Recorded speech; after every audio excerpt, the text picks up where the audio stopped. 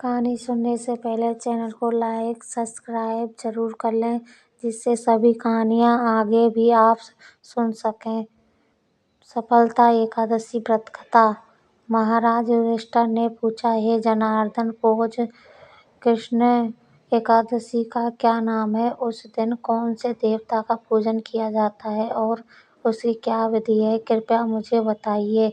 भक्तवत्सल भगवान श्री कृष्ण कहने लगे कि धर्मराज, मैं तुम्हारे स्नेह के कारण तुमसे कहता हूँ कि एकादशी व्रत के अतिरिक्त मैं अधिक से अधिक दक्षिणा पाने वाले यज्ञ से भी प्रसन्न नहीं होता हूँ, अतः इसे अत्यंत भक्ति और श्रद्धा से युक्त होकर करें।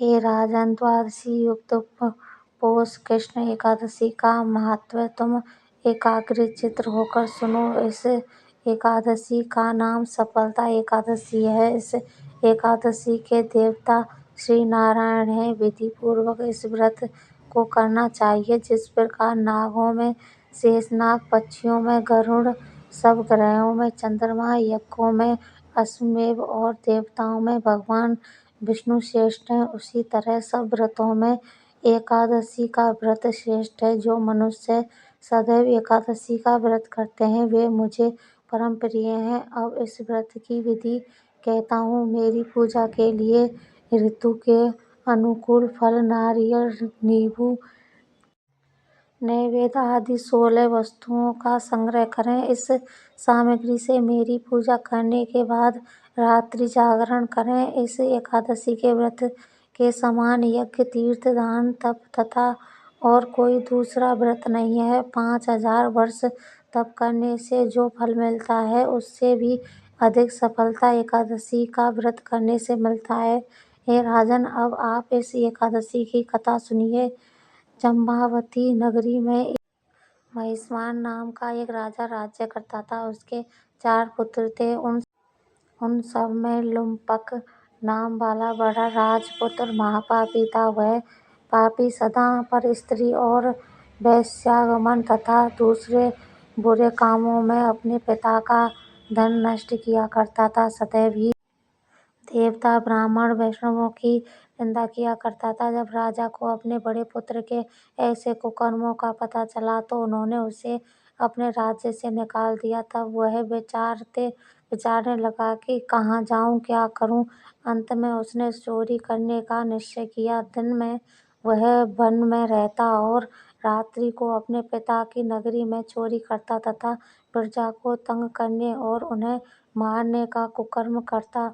कुछ समय पश्चात सारी नगरी भयभीत हो गई। वह वन में रहकर पशु आदि को मारकर खाने लगा। नागरिक और राज्य के कर्मचारी उसे पकड़ लेते किंतु राजा के भय से छोड़ देते। वन के एक अति प्राचीन विशाल पीपल का वृक्ष था। लोग उसकी भगवान के समान पूजा करते थे। उसी वृक्ष के नीचे वह महापापी लुम्पक रहा करता था। इस वन को लोग देवताओं की क्रीड़ास्थली मानते थे।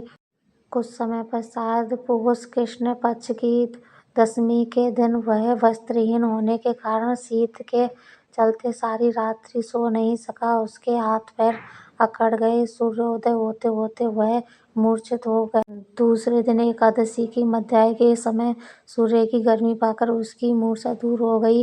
गिरता पड़ता वह भोजन की तलाश में निकला। पशुओं को मारने में वह समर्थ था, अतः पेड़ों के नीचे गिर हुए फल उठाकर वापस उसी पीपल वृक्ष के नीचे आ गया। उस समय तक भगवान सूर्य अस्त हो चुके थे। वृक्ष के नीचे फल रखकर कहने लगा, हे भगवान, अब आपके ही अर्पण है ये फल, आप ही तृप्त हो जाइए। उसे रात्रि को दुख के कारण रात्रि को भी नींद नहीं आई।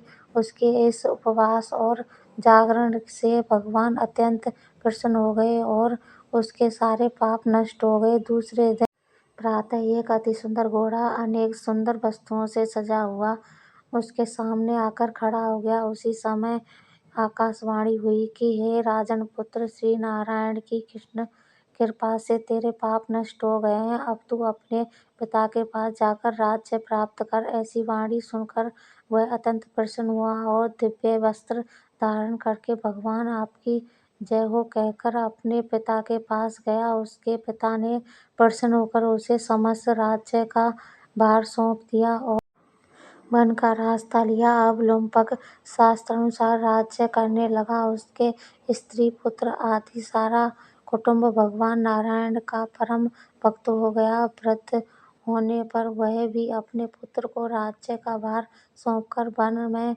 तपस्या करने चला गया और अंत समय में वैकुंठ को प्राप्त हुआ।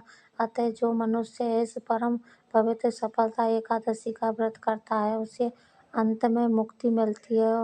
जो नहीं करते वो पूंछ और सींगों से रहित पशुओं के समान है। इस सफलता एकादशी के महात्म्य को पढ़ने से अथवा श्रवण करने से मनुष्य को अश्वमेध यज्ञ का फल मिलता है। कहानी अच्छी लगे तो लाइक सब्सक्राइब जरूर करें।